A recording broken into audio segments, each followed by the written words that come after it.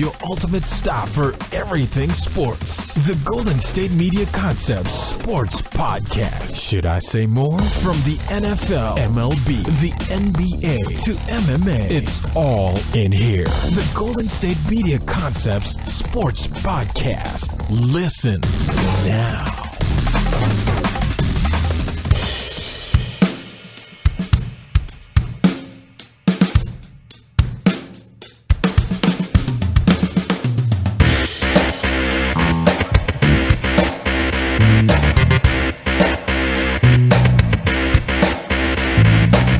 Hello, and thank you for tuning into the Golden State Media Concepts Sports Podcast, where we talk the latest and greatest news in the world of sports. As always, I'm Alex. Just me today. Tomorrow, Ben will be back. Tomorrow, Anthony will be here, and we will talk all of the things you can imagine, that some of which I'll be previewing today. We're going to be recapping yesterday's Monday Night Football game between the Denver Broncos and the Houston Texans, and then I'll be talking some injury news in the world of football. I'll be previewing tonight's Game 1 of the World Series, the Chicago Cubs going to Cleveland and taking on the Indians. And then I will be talking about the basketball game tonight and the first game of the regular season, the defending champion Cleveland Cavaliers taking on the New York Knicks. I mentioned this a few shows ago, but this is what I like to call the sweet spot in American sports. Today we have baseball, we have basketball. We had football yesterday. We have hockey going on. Technically speaking, the quote-unquote the sweet spot wouldn't necessarily be maybe until Sunday to get football and baseball and basketball all on the same day. Because I know as of right now, there's no more football until Thursday. Thursday would be the off day for the World Series in terms of traveling. And then, of course, basketball will be going on most of these days. But getting baseball and football on the same page, that's the tough one. So Sunday, technically speaking, if necessary in terms of the World Series, we could have the sweet spot specific to a day as well.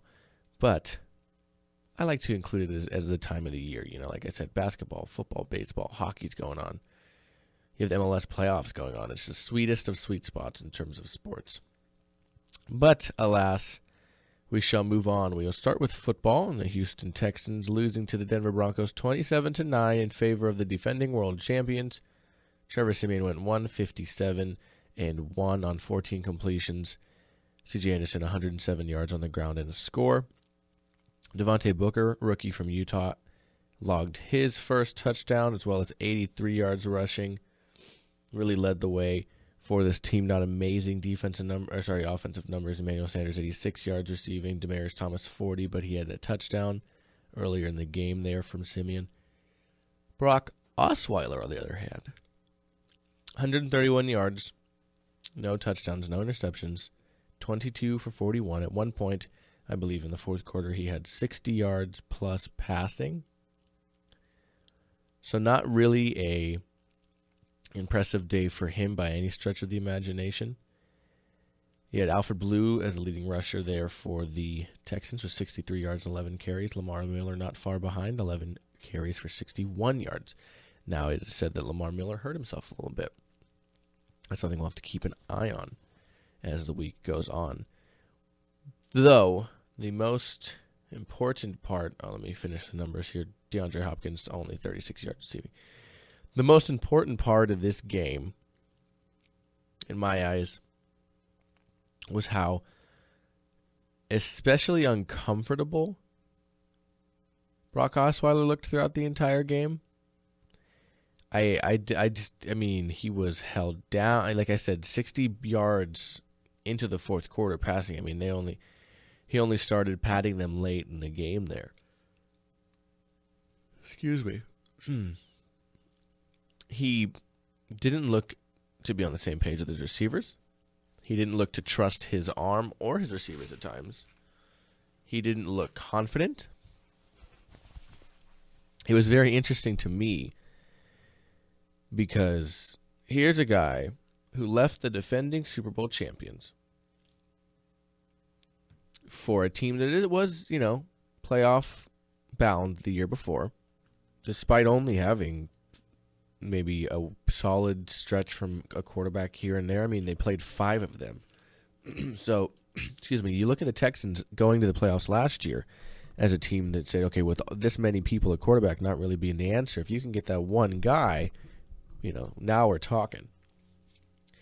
And they pay Osweiler $72 million over, I want to say, 5 years. And, he's looked at as the guy who's going to come in and really take them to that next level, that next stage, going and winning a playoff game. And so far, although they have won 4 games, he, by no stretch of the imagination, has looked like somebody who, is your $72 million quarterback that you signed in free agency, your special guy. Through 7 games, he has 1,533 yards and 8 touchdowns. That is included to 8 interceptions as well. He's fumbled the ball 5 times this year. He's not really having an easy go of things. He's thrown so far this year, he's thrown his high in a game is 268. Week 1, 231. Week 2, 268. 196 against the Patriots. 254 last week, and then 184. And again, this was probably by far the worst start I've ever seen him have. Followed to 184 last week, then following this now, he had 131.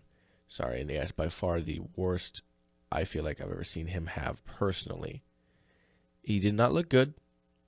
He did not look poised. He did not look like a $72 million man. Now, we move over to the Broncos, and Trevor Siemian.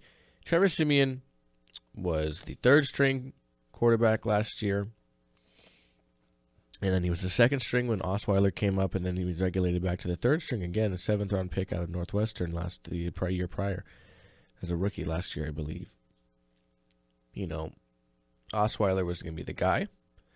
He decided to leave, and Siemian said, okay, well, I can do this job. I can do what you ask of him or Peyton. I can do that. And I'll give him credit.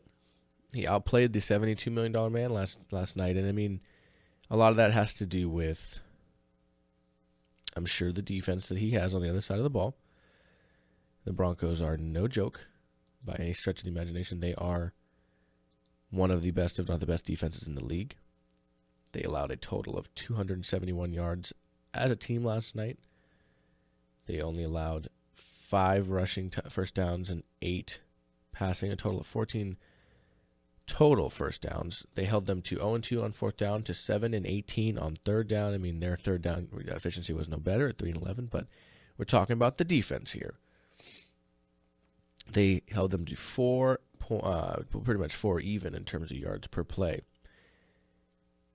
And honestly, I mean, I think they really held their own for a team that had a lot of penalties as well. 7 for 83 on the offensive side. They got 2 turnovers and fumbles. They were 1 weird fumble, pass, interception, kind of incompletion, weird deal. I would say, to be specific, it was a loose ball out of Osweiler's hand, which was a fumble that was recovered by them. If they knew that was a fumble from the get-go, they would have had a defensive touchdown too. And this game could have been more like 34-9. So, that being said, Trevor Siemian outplayed the $72 million man. He got the win. He looked more poised. He looked more capable in his offense than Brock Osweiler. The defense took it personally with Osweiler. Keep Talib said that already once. He said, we had groomed this kid for 4 years. We expected him to be our starter, and he went and left us.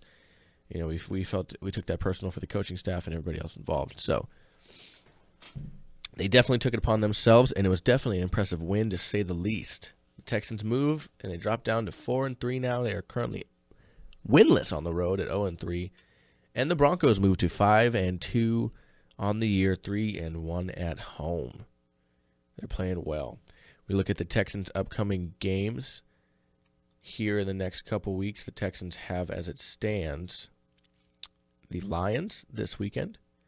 Then they have their bye week, and they have the Jaguars, the Raiders, and the Chargers before visiting the Packers at Lambeau Field. So they're going to have a tough stretch here upcoming for them. A few games on the road, a few games at home for them. The next game is at home, and then they go road, home, road. So they're jumping around a bit there. Not as much as the Raiders, but they're jumping around. And then speaking of the Raiders, staying in the AFC West, we have the Broncos. They're facing the Chargers again this weekend, whom defeated them on Thursday Night Football a week or so ago. We will see if this is a revenge game for the Broncos, who will now be playing this game in San Diego. I'm sorry, at home in Denver. Then they go to play the Raiders for the first time this year, a team that is currently in first place in their division, 5-2. And then they have the Saints, the Chiefs, and the Jaguars to speak of. So this defending champion team can really see what they're made of when it comes to 2 back-to-back in-division games and 3 in your next 5 games. Like I said, Chargers, Raiders, Saints, Chiefs, Jaguars. You have the Chargers, the Raiders, and the Chiefs.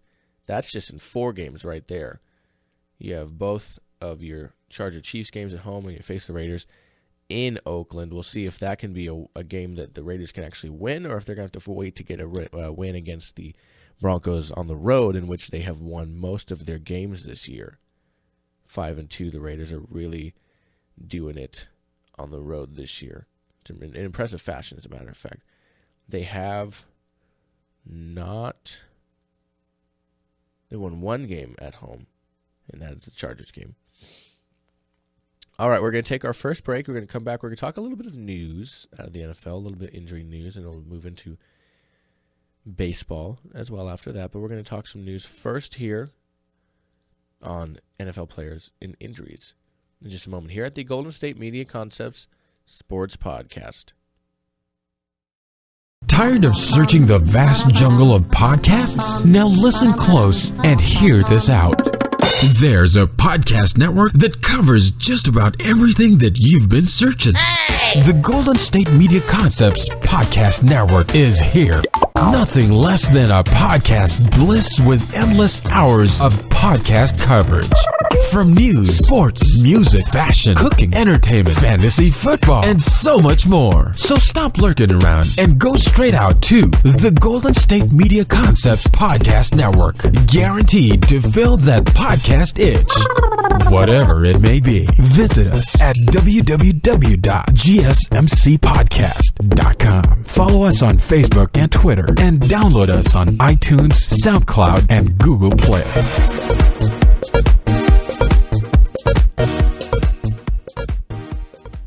And we are back here at the Golden State Media Concepts Sports Podcast. We're moving into some NFL news.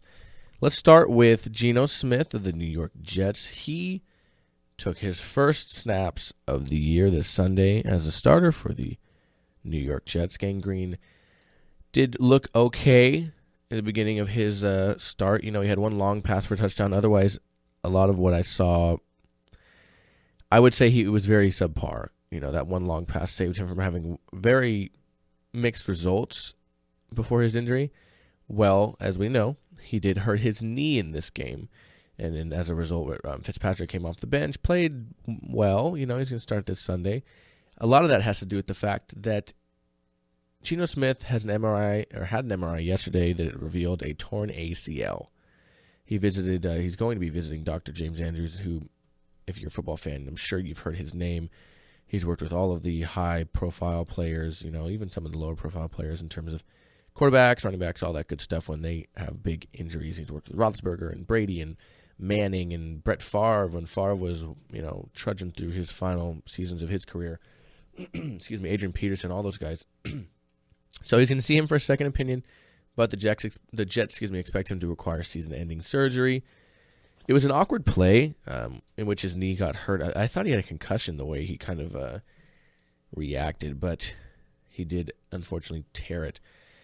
He's probably played his final game with the Jets. He's going to be a free agent after this year.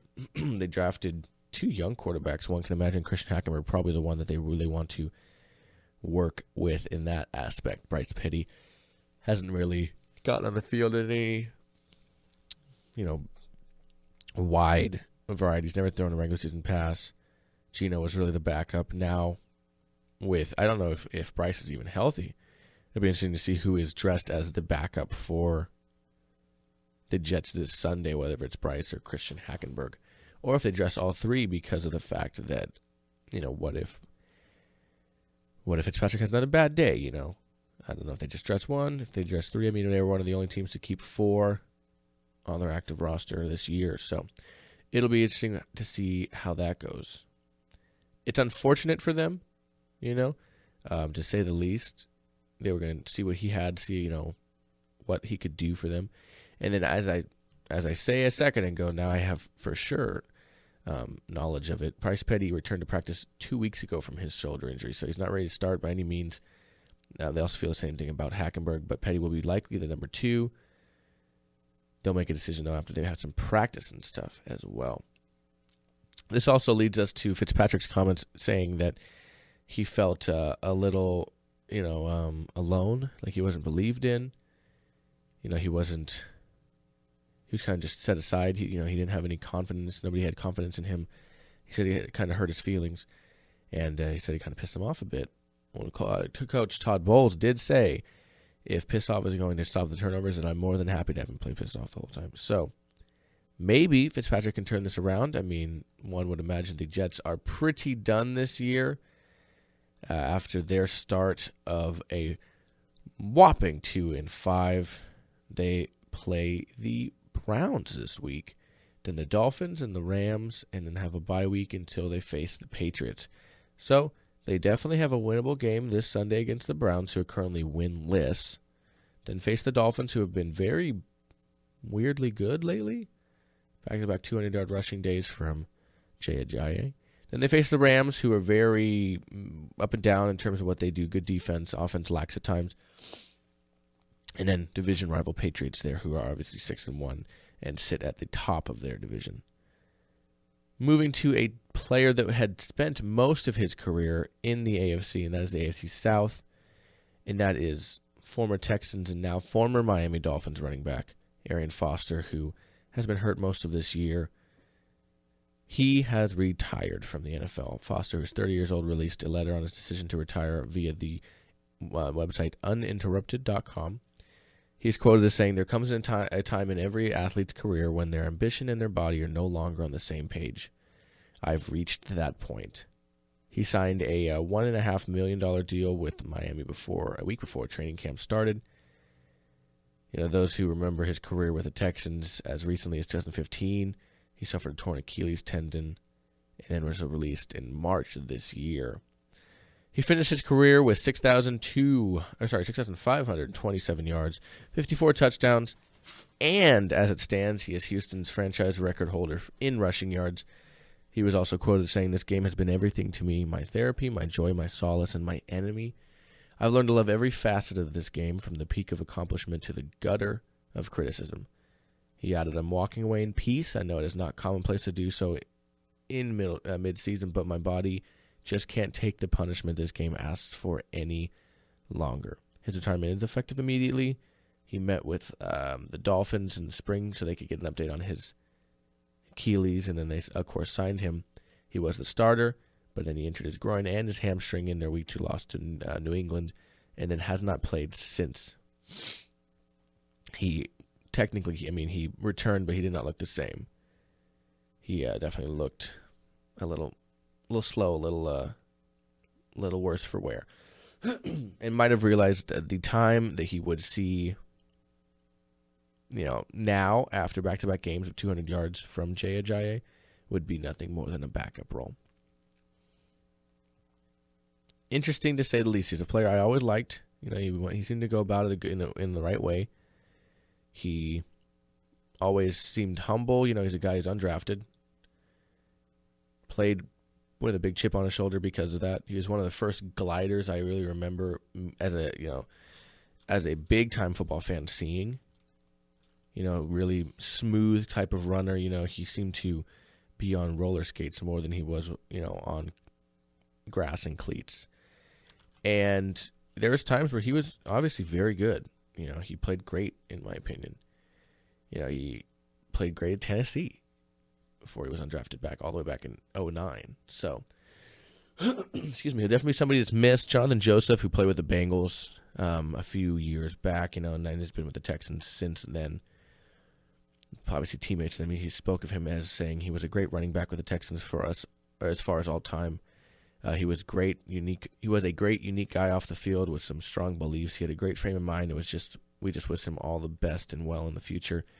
That's the way football works, though. Everybody has a different lifespan in this league. Obviously, he did it for a long time in this league, so really he didn't have anything left to prove.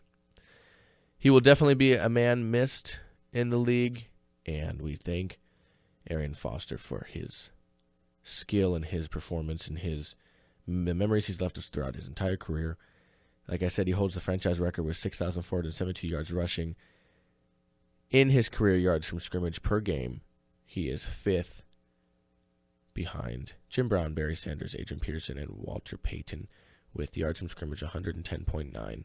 Minimum of 80 games played. That is what he averaged in his career. We're going to take our last break here, and we're going to come back and talk baseball and basketball here in just a moment at the Golden State Media Concepts Sports Podcast. Are you looking for help for your fantasy football team? Check out the GSMC Fantasy Football Podcast. Get today's best advice on who to start, who to sit, even who you should draft. From sleeper picks to red-hot lineups, they got it all covered for you. That's gsmcpodcast.com/fantasy-football-podcast. We'll cover traditional leagues, dynasty, PPR, even IDP leagues. When you need fantasy help, there's just one show to hit up. Don't forget to like them on Facebook and follow them on Twitter. Visit gsmcpodcast.com for more info.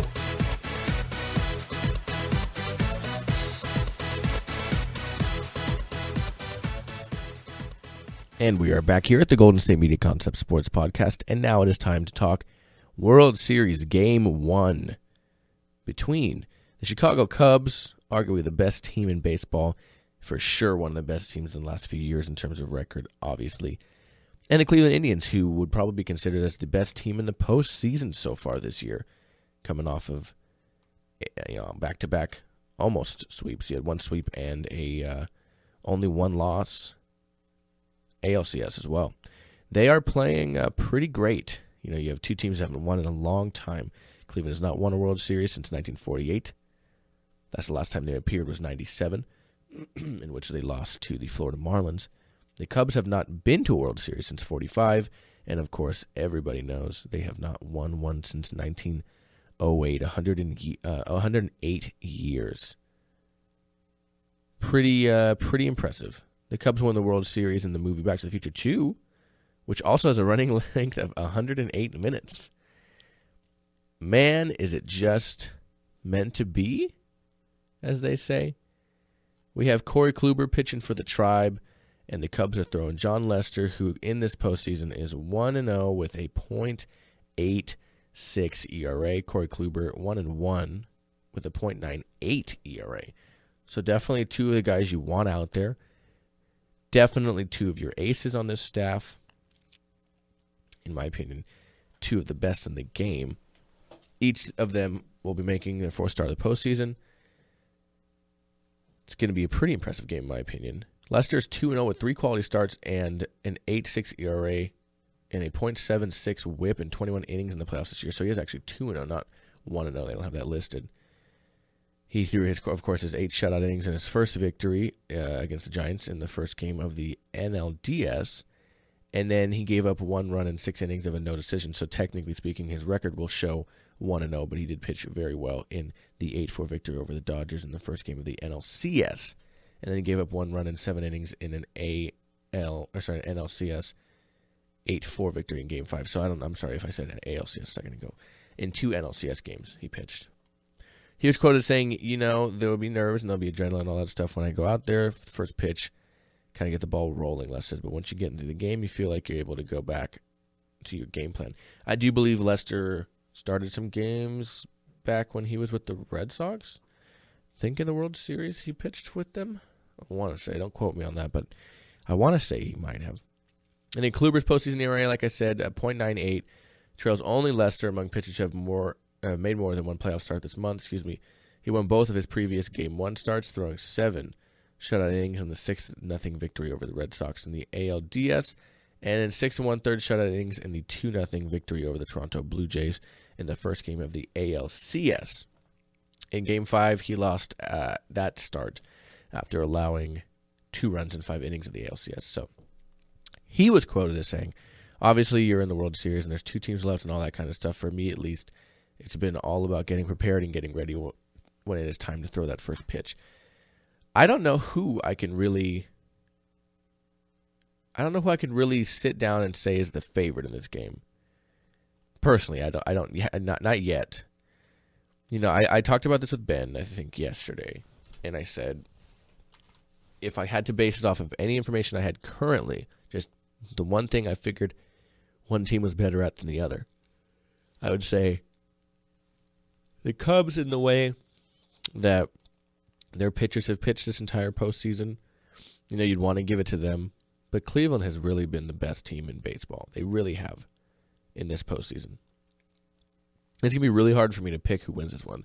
And I took the easy way out, and I said, you know, I'm going to need at least 2 games really just to get an idea how these teams play, because when you get to the World Series, you have teams that, you know, we have the Indians tonight, so that means we have DHs. Indians is a home game, you know, for them. So that means we have the DHs, which means Lester won't be hitting and Kluber won't be hitting, obviously. If this game was in Chicago, it would be the other way around, and Kluber would have to hit. That is clearly an advantage to the NL team. So those are always interesting when you get to that point. You know, you don't have teams that maybe play NL teams often or, you know, did well doing so this year. So, you know, you never know for sure. I'm not saying the Indians did or did not, but me as a fan, I don't know how they will play in the NL Park. That being said, I want to say the Cubs win, but only because I have such little information. I want to wait. I want to really get a couple games under the belt, see how these teams play offensively. We know that the Cubs are a great defensive team. We know the Indians have been playing very well offensively. And then the Cubs, as of late, for sure, have really found their stride on the offensive side of the ball as well. So I really feel like, you know, this is going to be a great World Series, you know.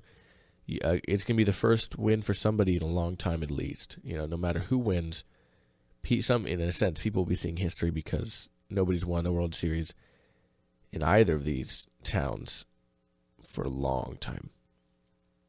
Let's move to basketball now that we're in Cleveland. And not only do we have a World Series game starting in Cleveland tonight, we have the first regular season NBA game starting in Cleveland, the home of the defending champions. They waited 52 years to celebrate a championship, yet on this night, it will not be the only chance to go for a championship in that aspect. You know, you have the defending champion Cavs, and of course, Game 1 of the World Series for a team that is on their way to fight for their first World Series title in a long, long time. The Cavs are, of course, hosting the Knicks tonight. LeBron James facing off against the New York Knicks. This is going to be an interesting one. You know, I definitely think that the Cavaliers have this one, of course. You know, I don't know how many times they've even lost a season opener, let alone coming out as division champions. Hasn't happened in a very, very, very long time. So LeBron James has waited all year to get his ring, and he cannot wait to do so. Excuse me. So tonight, Carmelo Anthony, J.R. Smith, Iman Shumpert, they're all guys that are showing up. I'm sorry. Yeah, J.R. Smith and Iman Shumpert obviously on the Cavs, but Carmelo Anthony on the Knicks side. I think and the Knicks weren't great last year. I think the Cavs are going to win this one personally. You have Derrick Rose, first game as a Knick, so we do have that. Participated in only 3 practices, though, since he was cleared of his sexual assault charges last week, so it'll be interesting to see in what format and what amount he plays tonight. He hasn't played since October 4th, but nobody believes in the coaching staff that he'll be on any kind of minute restriction, so you have that at least. The Knicks have missed the playoffs the last 3 years, and of course they have to stand and watch while the defending champions get their rings. You have young Kristaps Porzingis on the New York side, Rose, and then, of course, they went and got Joakim Noah. So they do at least have a team that looks very capable in that sense. The Knicks, you have Carmelo, Porzingis, Joakim, Rose. That's not a bad lineup. You know what I mean? If you weren't playing the Cavs, and if it wasn't the Knicks, if I didn't know better, I would say, hey, man, that's a pretty good team you got there. And they go, oh, that's the Knicks. I go, oh, never mind. Anyways, I'm going to give this one to the Knicks, of course, to lose. I tricked you there. I'm giving the Cavs this win. I mean, it's opening night, defending champions. I don't see how they're going to. I don't see them losing this game. There's no way. There's no way they lose this game. I'll give them double-digit point win, at least. At least in the teens. I give them a win by that much. That's what I'm calling right now. I'm calling it. Real quick before we get going, we do have at least one of the rosters for the World Series. The Cubs definitely have a boost by putting Kyle Schwarber on their World Series roster. They placed the outfielder / catcher on their 25-man roster. He is, only a few months, about 6 months removed from having a torn ligaments repair on his left knee. But that's a big stretch to a guy who can definitely DH if you're just looking for a hitter. And then you can look at the Indian side, and Indians have officially announced their World Series roster, and it's expected Danny Salazar is part of the team's 25-man contingent. Cody Anderson has been removed. They're carrying 12 pitchers and 2 catchers, 6 infielders, and 5 outfielders. Like I said, Kyle Schwarber made the roster for the Cubs, likely to DH. So we have that game tonight, 5 p.m. Pacific Standard Time. Tonight on Fox, 8 o'clock over there on the East Coast. And then one last part I'll mention to you also that you have the roster for the Cubs. And they are carrying 11 pitchers and 14 position players, again, including Kyle Schwarber, who I can almost guarantee will be playing these games as a DH and probably not so much more than a pinch hitter in the games in Chicago. But tomorrow, Ben and I and Anthony will all be here to recap this game, where we'll talk basketball, and we'll talk all of the sports that happens in between that and now. Any NFL news, any injury news, anything, we will talk it. So again, we always like to thank you for listening. For Anthony, for Ben, I'm Alex. Thank you guys so much for listening, and enjoy your sports today. You've been listening to the Golden State Media Concepts Sports Podcast, part of the Golden State Media Concepts Podcast Network. You can find this show and others like it at www.gsmcpodcast.com. Download our podcast on iTunes, Stitcher, SoundCloud, and Google Play. Just type in GSMC to find all the shows from the Golden State Media Concepts Podcast Network, from movies to music, from sports to entertainment, and even weird news. You can also follow us on Twitter and on Facebook. Thank you, and we hope you have enjoyed today's program.